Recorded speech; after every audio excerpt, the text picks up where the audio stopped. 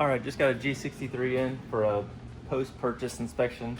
The guy just got it last week or so, or a couple weeks ago, and wanted it all checked out and a basic maintenance service, so engine oil and filter.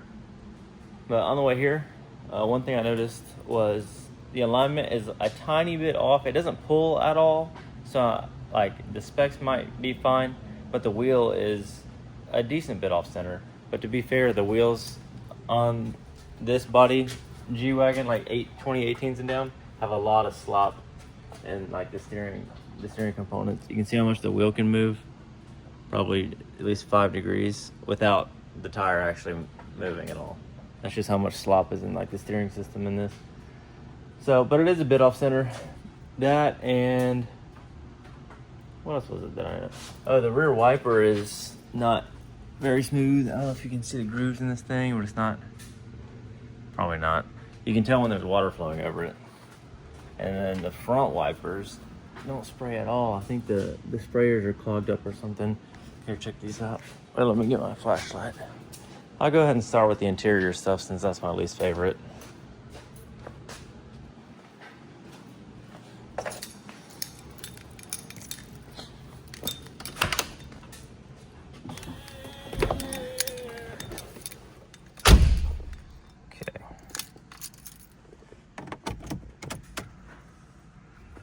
Ignition on. This is about all you get. So it's either internally not hooked up or the things are clogged or something like that, but fluid's flowing, it's just not squirting out onto the windshield. As far as everything else in here, I tested the majority of this on the way between red lights and things, but I didn't test mirrors. Just make sure the direction works in every way. That one does not. Right mirror.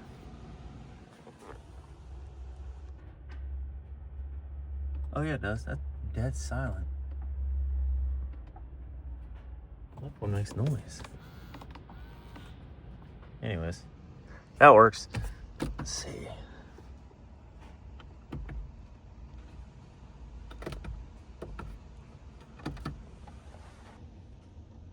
Yep. All that works. Sunroof works. Windows work. I tested all that on the way here.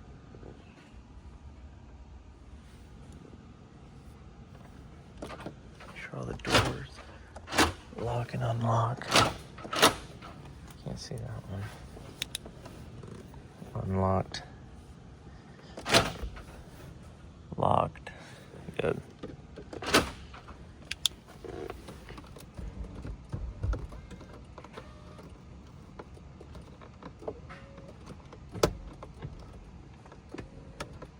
Seat moves in every direction. I think I pressed every button down here. See if these work.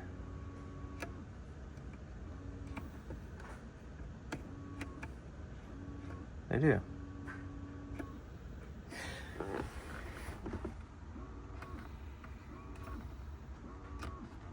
I tested the heaters and coolers in both these seats on the way here.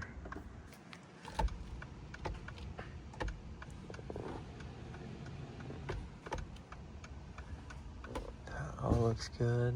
There's no bulb out indicators on, which there normally would be. All of these work. Okay. That's everything here. I'm just gonna move over, or here, I can reach it from here.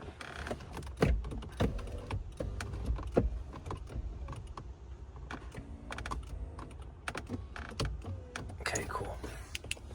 As far as everything in the back, I'm just gonna get back there. There's no buttons back here other than just the window buttons. I'm gonna make sure all the individual window switches work and make sure the seat belts buckle in the back. And then we can move to the engine bay and then under it and then do the service and return the vehicle.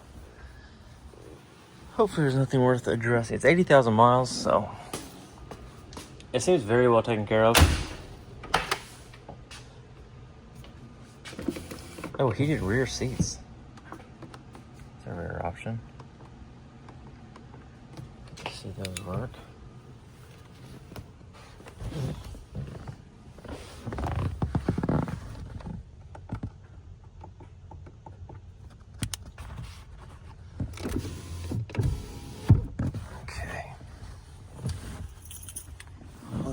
good.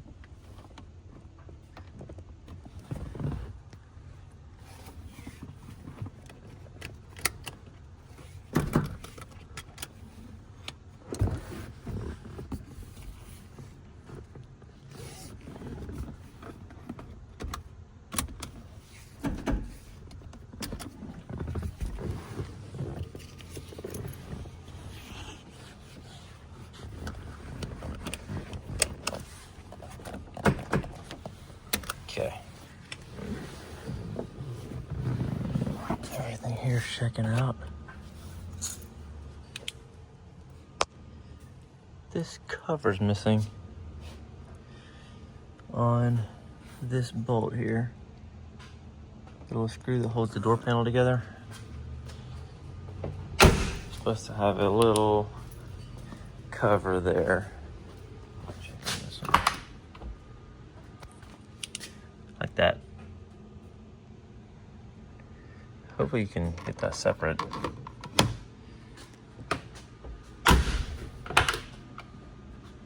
You see this last seat belt, and then check the back.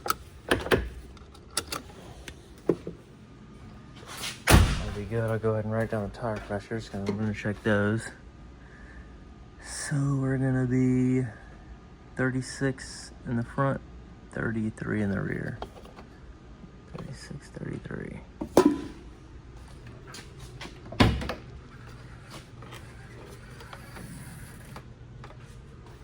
Typical squeaky wiring harness on the doors that all the G-Wagons have.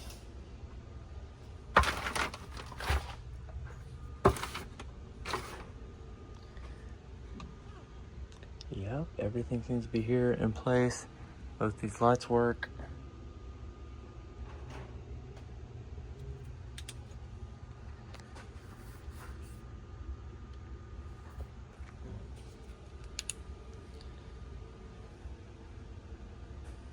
Yep.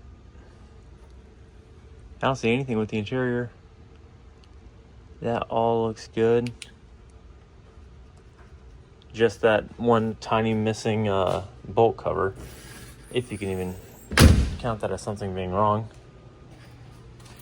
All right, now let me switch off the ignition and move on to the engine bay. Okay, update. I got the wipers working. All four are spraying out now. Wipers are streaking a bit, you can see. Sort of the reflection of the water there. They were unplugged, oddly, under the hood.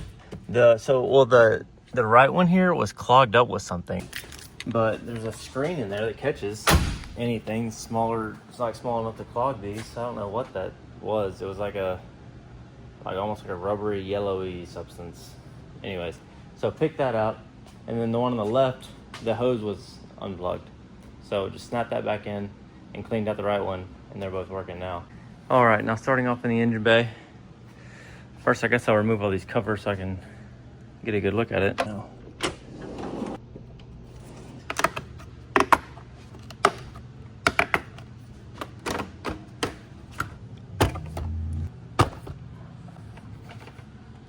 Okay.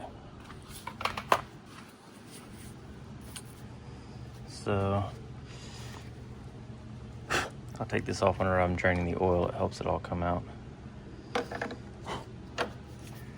Coolant is a little bit low there, so I'll top that off. Secondary coolant also seems to be empty or nearly empty, so I'll top both cooling circuits off. Let me check around the front of the engine. See a little bit of oil here coming from the front timing covers. Let me see if I can get a focus on this oil. This engine's bay is pretty tight, so it's a little tricky getting. You can see that oil there. I don't know if you can see it at the bottom, but it comes out mostly like below that last blue-headed bolt.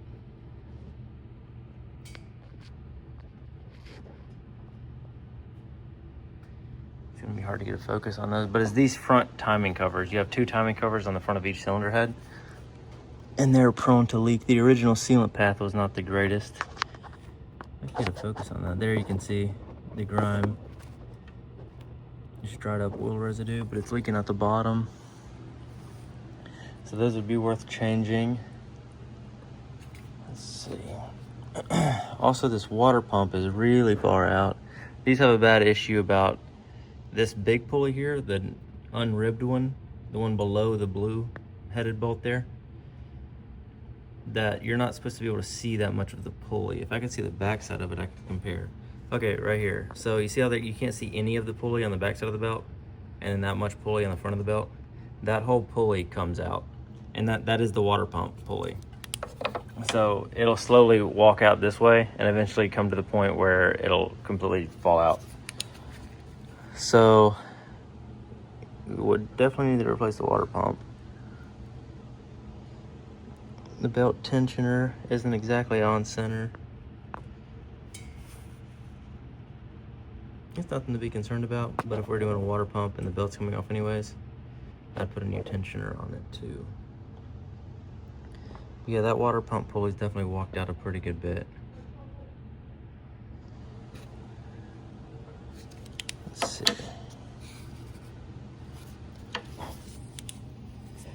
Anything else? I'll have to take that off. Oh, I can get to that one. I do want to check a couple of these sensors to make sure there's not oil inside the wiring harness. That's common on these engines. It can seep through the wires and get into all the electrical components. Just checking for everything else. The brake fluid's a bit low, and he did mention the brake pads are pretty low, so that makes sense. Let's see what this power steering fluid's looking like. You're supposed to properly check this level with it on, but you can get a gauge for it.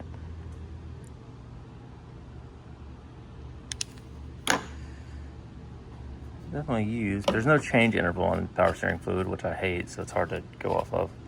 Usually I go off of whatever the transmission service interval would be, because it's practically the same fluid, is what I personally recommend. There's no manufacturer recommendation, but I mean, the fluid can't last forever. Okay, let me see. No leaks on the timing cover anywhere. Nothing to be concerned with anywhere here. This hose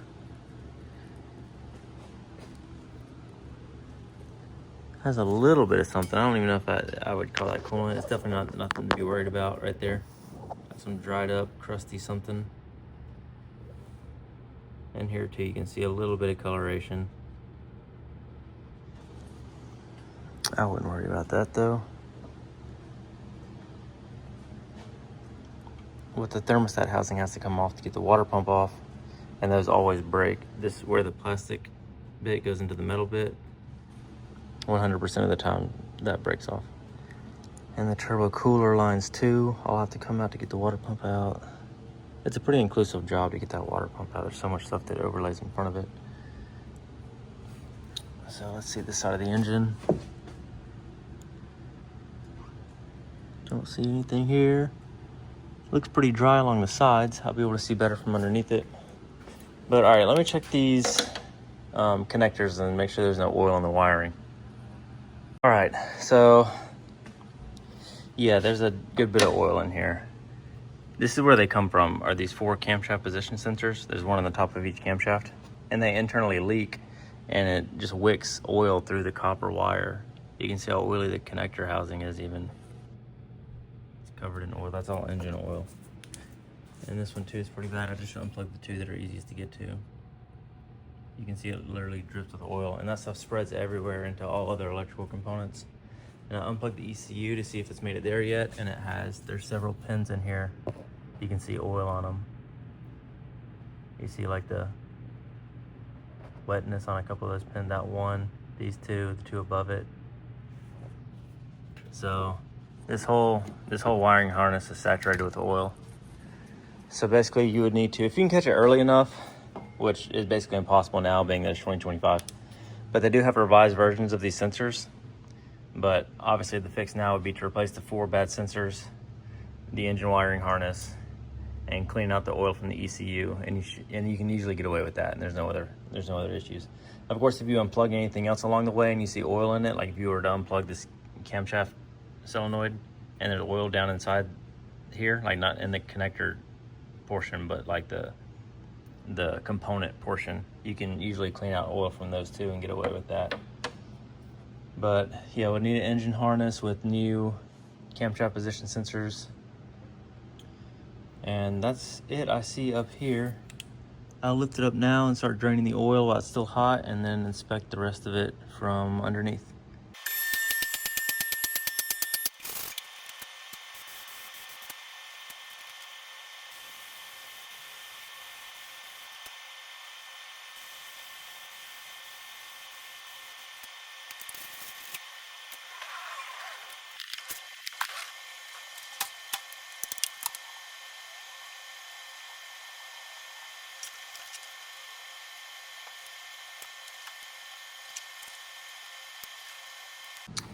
All right, got the oil drain in, and that looks good.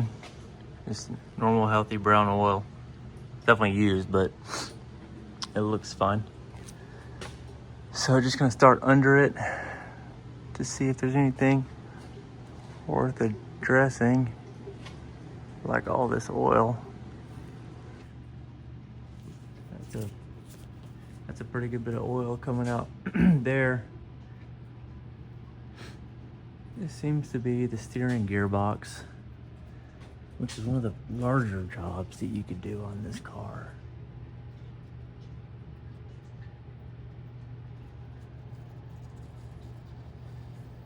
The gearbox looks dry from here.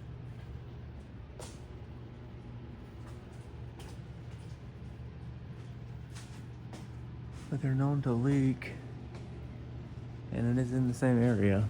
I'm gonna take another look at that up top and determine where that is. That'd be a lot of overflow. I was thinking if someone maybe topped off the power steering reservoir, like I did think at the beginning, but that'd be a lot of fluid.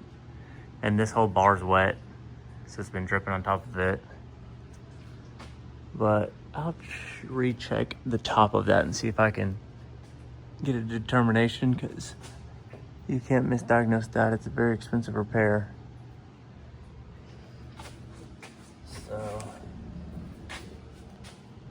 moving over to this side, everything looks good here. The bottom of the turbo looks good.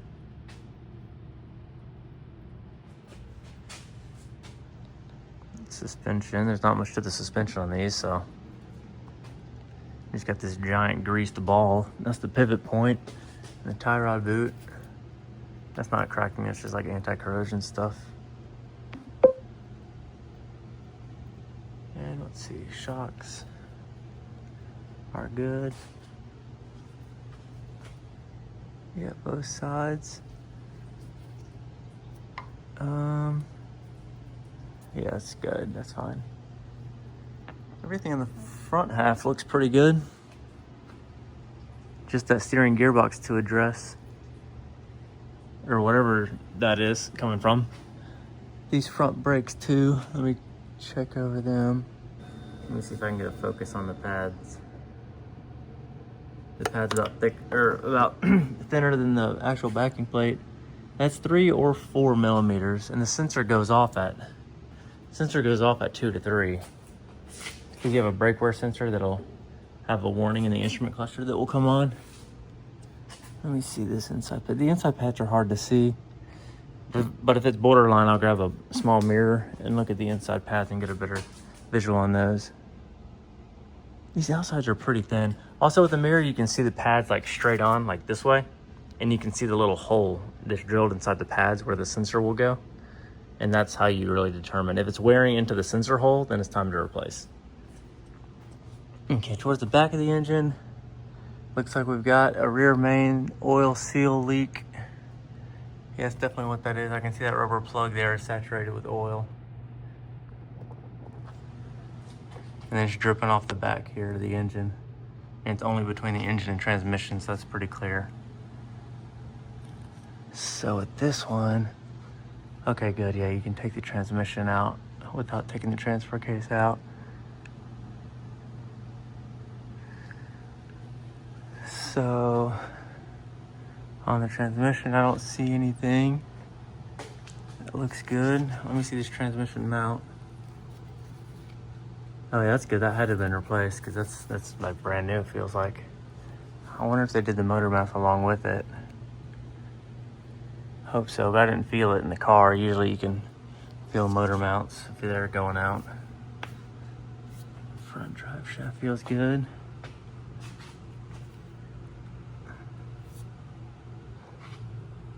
This little intermediate shaft looks good. No leaks from that. Not slinging grease anywhere. I don't see any leaks or nothing coming from the transmission or the transfer case. Both of these look pretty good.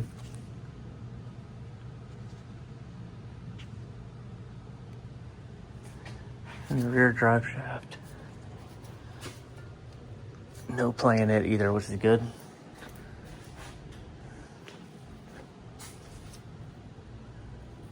See, these rear struts look good. That's not oil. That seems to be oil. Yeah, they're just starting to leak. Getting a little oily.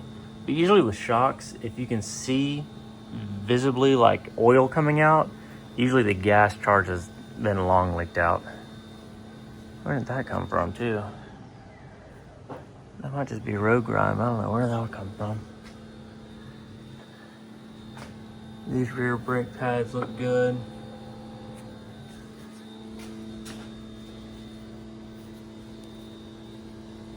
Let me see if I can get a good angle on them. Yeah, these look good. When I say good, I mean we're probably talking, I'd say 40% on those. This one's the same way. Checking all the tires as well. Yeah. All the brake pads are good. No leaks from anything back here other than the shock absorbers. I'll probably go ahead and quote those out because like I said, if you can visibly see oil leaking out, usually the gas charge has been leaked out or currently leaking out. Okay, now let me note a couple of these things before I forget it, and then I'll continue with the inspection. Okay, I got all that noted, and I did check the front brakes with the mirror. They are substantially lower than they look just from looking on from like an angle. But they're probably about 3 millimeters, especially the right side. It's a little bit lower than the left side, oddly. Sometimes I do wear differently like that. But regardless, they're not going to make it till next year for sure. Probably not the end of this year. It's currently August. The end of August. But anyway, so I'll add that to the quote. And basically to finish up, I'm just going to look over the whole car for any rust or any like damages from road debris or anything like that. The bottom of the car here. Make sure there's nothing missing, any missing hardware, stuff like that. Like I did see a missing fender liner screw that I'll note in there. Just make sure like all of these bolts are in place. And yeah, mainly for any rust, bottom of the rocker panels and stuff. They do spray these very heavily from the factory with like rust prevention wax. So you don't really see a lot of them rusted out here in Tennessee. Check this rocker panel.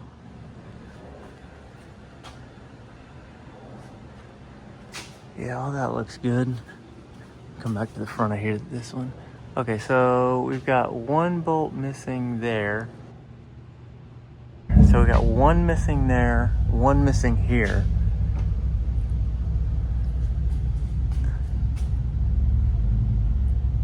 Everything else is in there. Okay, also one more oil leak. I can see it dripping onto the exhaust manifold here. This camshaft plug, that black circle there, they're common to leak oil. And it's leaking out. I can't get a good focus on that. I hope you can see the oil residue all around it. But yeah, it's leaking out pretty good. That's the only thing on the back of the engine that seems to be leaking. It's probably that with a combination of that timing cover leak. They always follow the cylinder head, like the gasket where the cylinder head meets the block. It'll follow that path because the engine sits at such a steep angle. It'll follow that gasket back and it'll look like a cylinder head gasket's leaking oil, but it's not. It just follows that crease to the back and then drips off and drips onto the exhaust light just like that. But that's mainly coming from that camshaft plug on this one.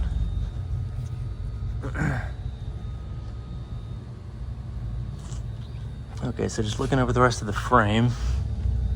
See all this stuff? This is like all the wax they spray, and they spray it very heavy. So,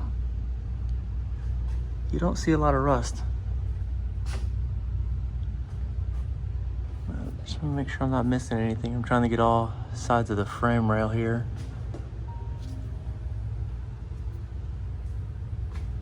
Most rust is on the exhaust here. I should be able to take that off. I would just replace. Oh, I would not even try to take that bolt out.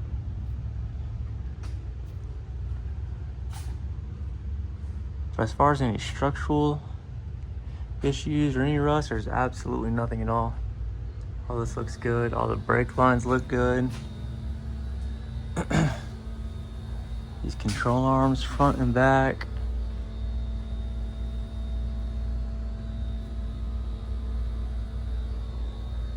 Nothing at all. The bushings all look good. They're not, like, the rubber's not cracking out or anything like that. I don't see any corrosion anywhere.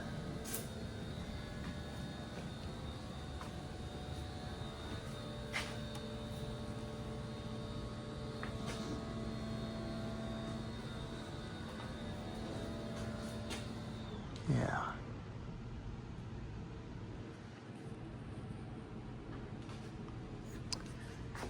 It's good now to just check these fender liners, make sure they're not missing any hardware. And then the only thing past this will be to confirm where that oil is coming from next to the power steering gearbox and run a diagnostic test to see if there's any fault codes that might point to anything else being wrong, or like stored codes from a long time ago that I can go ahead and clear out so that the new owner can start with a clean slate. Yeah, bottom of the body and everything looks good, great. You can see how thick, again, they spray this stuff on. And it does a good job, as you can see. It's a 2018. And not even the slightest signs of anything. The owner was pretty worried about rust under it, but there's nothing at all to be concerned about. All right, so that concludes all that. I'm gonna finish up the actual service and change the key fob battery. Still gotta do that. Do that on every service. Let me set this in my way so I don't forget. And then, yeah, diagnostic test, conclude the power steering fluid leak, and then it'll be good to go. I can go redeliver it and then finish making this video and the quote for all this stuff and see where we go from there. All right, just got the diagnostic report back. Only 2 current fault codes, 0 stored fault codes, and 0 events stored. So let's see what those are about. I don't like this view. So 1 is the front computer, starter battery going out. Has internal excessive resistance, current, and stored. Second fault code is the left rear door. The output of the door handle illumination has a short circuit. The door handle illumination, you say? Well, that's the rear door handle.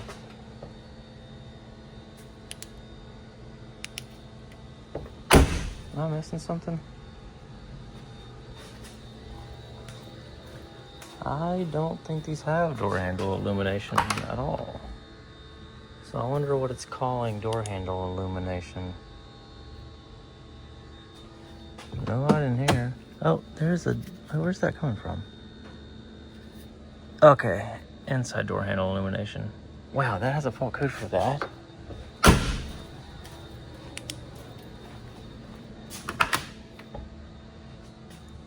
Yep, that's out. Sure enough. These things monitor literally everything. So, left rear light, left rear door handle, interior light, and a battery. All right, then that's it. That wraps it up. Good deal.